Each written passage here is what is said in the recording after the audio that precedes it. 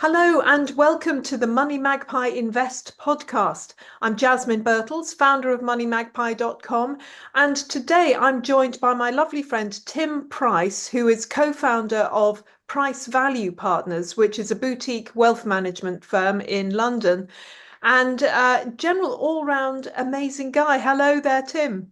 Hi, Jasmine. Thanks for having me. So, Tim, you used to be a bond salesman. This is before you set up Price Value Partners, but you and I have talked a number of times in the past about how bonds are really not worth investing in. In fact, they're kind of toxic at the moment. Are you still feeling that way? 100%. So the bond market's interesting in a sense because it's one of the largest asset markets in the world. It dwarfs the equity markets by value, but it very rarely gets reported. So it's very rarely in the headlines. Yeah. But it's a big deal because where bonds trade, bonds are basically how governments and to a lesser extent corporations fund themselves. So if a government hasn't got enough money to take care of what it's doing budgetarily, it has to borrow that money in the bond market. And the yield at which the interest rate or yield at which those bonds trade is a key economic indicator. So if you want to borrow money, for example, if you want to buy a house, then the interest rate on 5 and 10-year UK government bonds is critically important. And the big institutional players in bonds are pension funds. So it's basically pension fund assets that goes towards helping the government fund itself.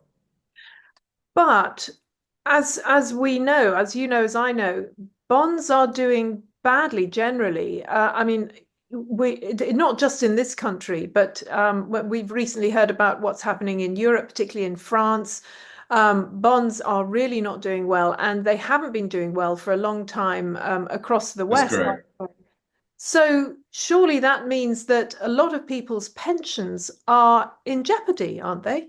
Absolutely right. So I think Liz Truss gets a bad rap for what happened on her watch, which I think was 2022. Trying to remember the years. Time flies when you're having fun. But if you remember the year, basically the autumn of which was the Liz Truss quasi-Kwarteng mini budget, there is a bond, for example, a 50-year duration, so 50-year maturity bond issued by the UK government. So it's called technically a gilt that has an inflation-linked interest payment or coupon. The price of that bond, which is often referred to as the risk-free rate, because the government's deemed to, any national government in its own currency is deemed to be basically risk-free. That's clearly not the case, but just bear with me for a second. The price of that bond between January and autumn of that year fell by 85%. Now, some of that happened on Liz Truss's watch, but bond yields had already been rising. Bond yields and bond prices go in opposite directions. So if the price goes down, the yield goes up and vice versa. The price of that bond collapsed by over 85% that year. And that's an asset that most pension funds will own. So if that's what the risk-free rate is capable of doing, then look out below. So the harsh reality is that if interest rates go down, bond prices typically rise because their coupon payments, their regular interest payments are typically fixed. So if the prevailing interest rate goes down, then the value of that fixed rate, which might be 3, 4, or 5%, looks more attractive. The problem is that interest rates around the world got to basically nearly zero 2 or 3 years ago. And when interest rates get to zero, there's only one way they can realistically go. That's go higher. If interest rates go up, which they have been doing for some time now, bond prices go down. And it gets worse than just the fact that interest rates, we think as a firm, are going to go higher rather than lower over the medium term. You also have to look at the size of the bond market. And I said at the top of the recording that the bond market is bigger than the stock market. So what it does matters to other financial assets. To take the US economy, the US, which is the largest economy in the world, the US national debt now stands at $37 trillion, which is an unfathomably large amount. The human brain cannot conceive of it.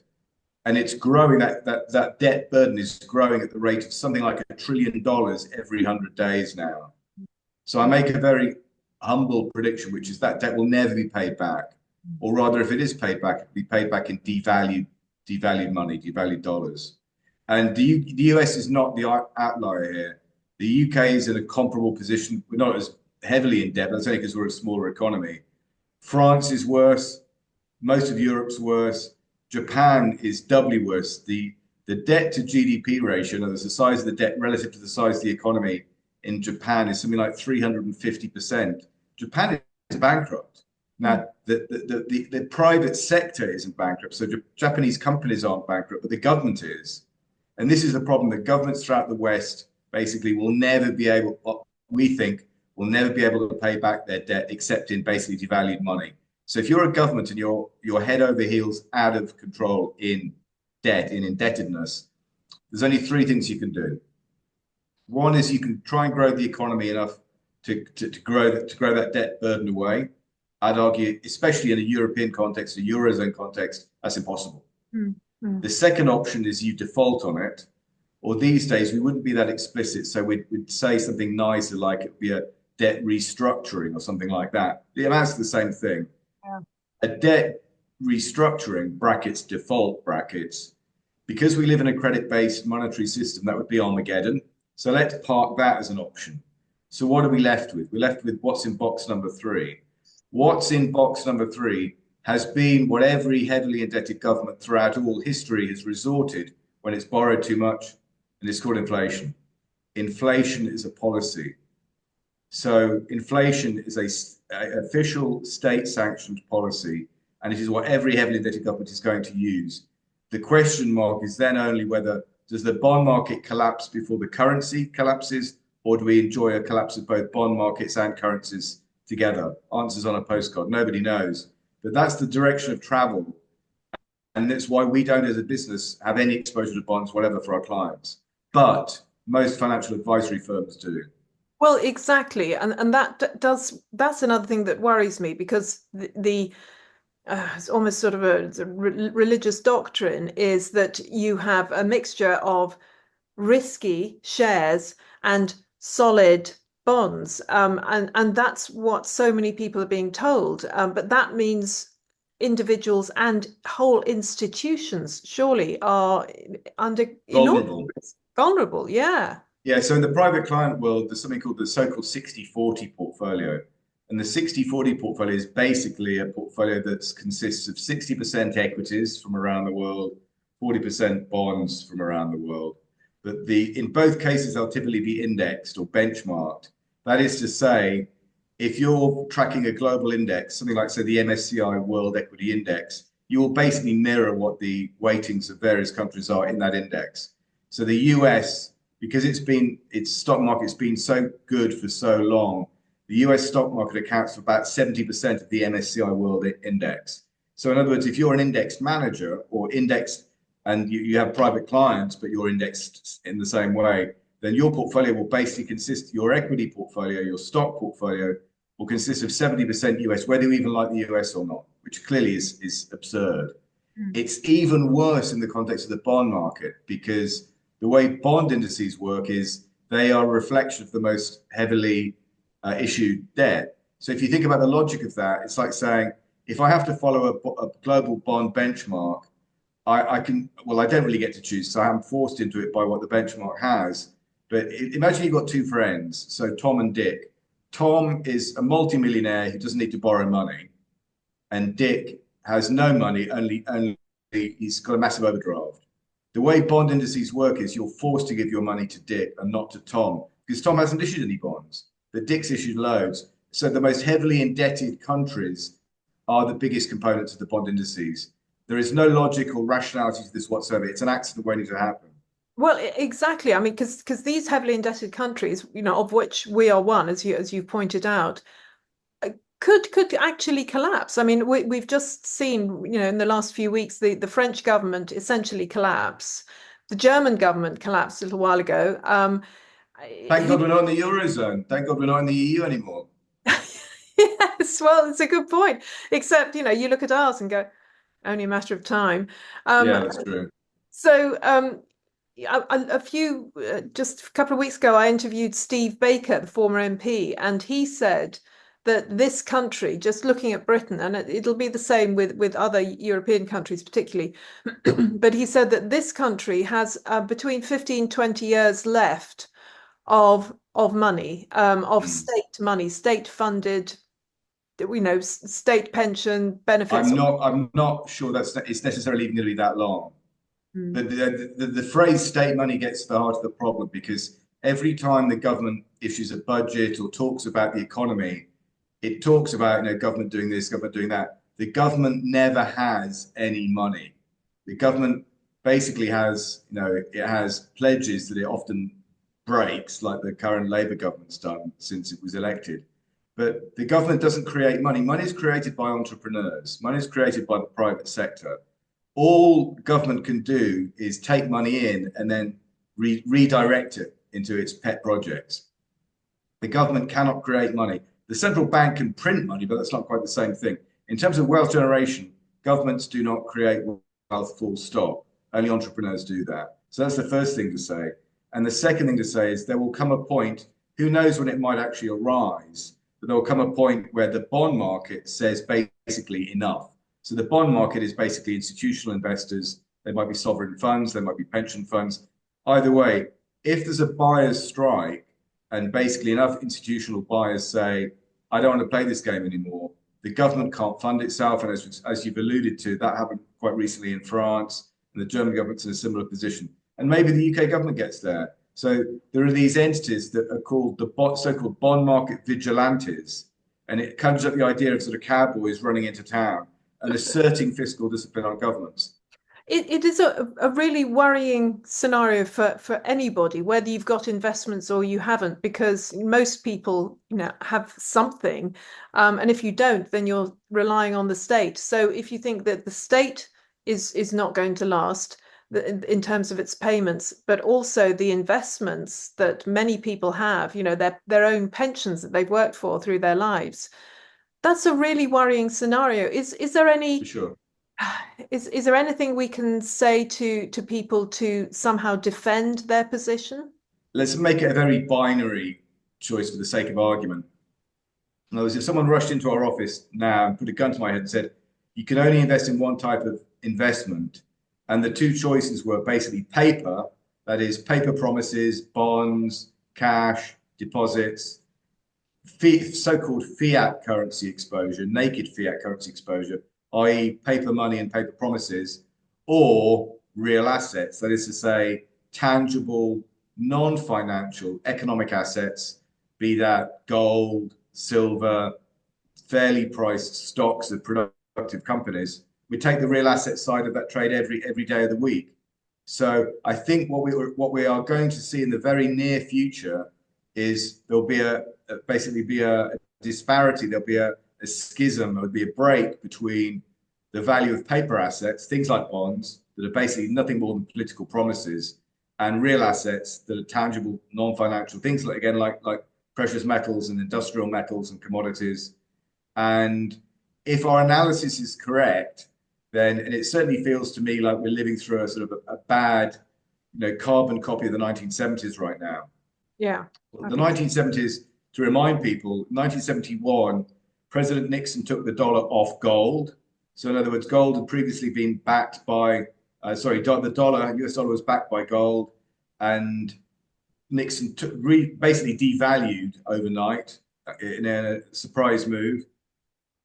During the 1970s, as a result of that, the price of gold went up 22 times. So that's what gold is capable of doing in an inflationary environment. It compensates you for that inflation. It's a hedge against basically financial failure and everything else. The beauty of things like gold as a currency, you can call it a currency if you want, is it's the one currency in the world that is nobody's liability. Sterling is a liability of HM Treasury or the UK government, in the same way that the dollar is a liability of the US government or the Fed or the US Treasury. But gold isn't issued by anybody. Gold is completely stateless, and it's been money good for thousands of years. Now, if you were probably younger than me, you'd probably say, what about Bitcoin? Bitcoin's only been around for a decade or so. Gold's been around as a store of value for several thousand years. So that's where we attach greater significance than the promises, the paper promises of any politician. What about if you are currently working, you're in a good job, you've got a decent pension building up, your employers are putting money in, you're putting money in, you're looking at it and thinking, actually, that's quite nice. But it could be being, in fact, it's highly likely that it's being invested in at least bonds. partly in bonds. What do you Yeah. do then? If it's possible, and this is where you need to speak to a financial advisor, an independent financial advisor, if it's possible, the advice I give anybody would be to try and start up a self-invested personal pension rather than have a pension that's basically managed for you by somebody else. Mm. You can still appoint a manager to manage it, but the point is you can have a lot more say over what the component parts of that portfolio are. So I manage my own money here in the form of a SIP, a self-invested personal pension, and we manage SIPs for our clients.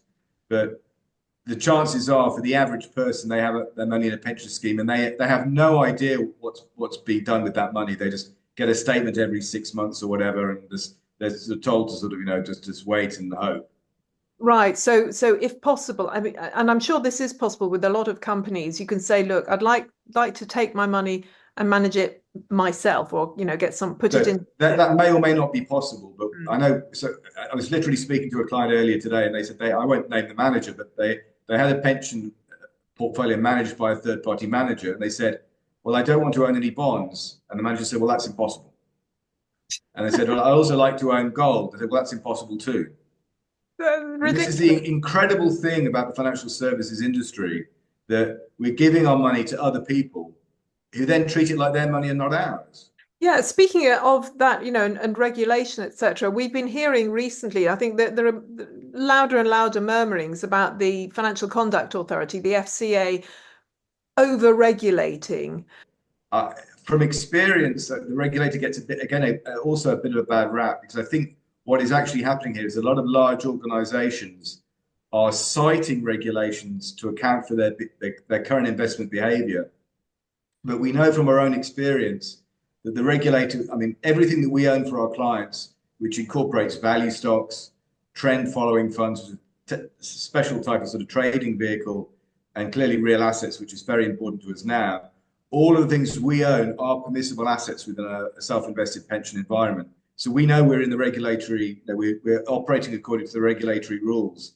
What I think is happening is that a lot of big firms that are very bureaucratic in the way they operate are choosing to cite their interpretation of certain regulations and then sheltering behind that and saying, we can only do what the regulator tells us to do.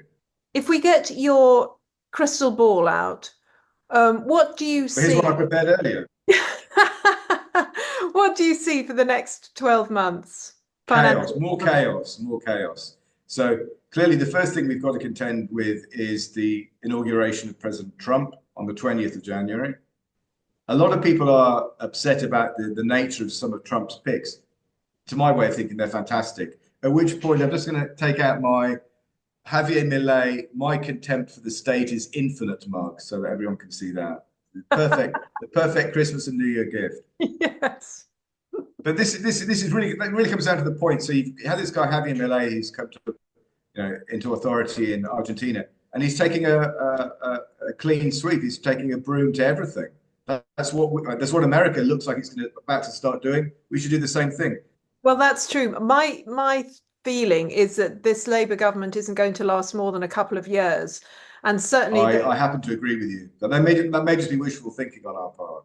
It may be, but to be frank, it may be that a market-driven problem could trigger that in the same way that the Conservatives lost power ultimately after the ERM debacle, because they lost people's confidence.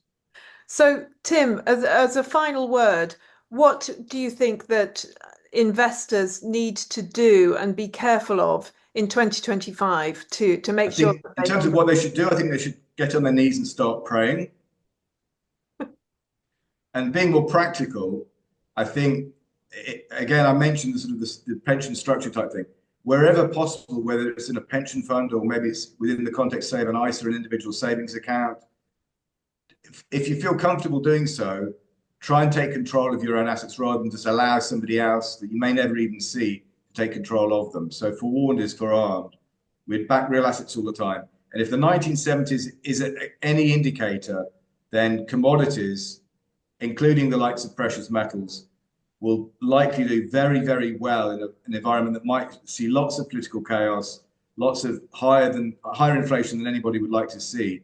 And it's just a hedge against basically insanity. Great. Thank you very much.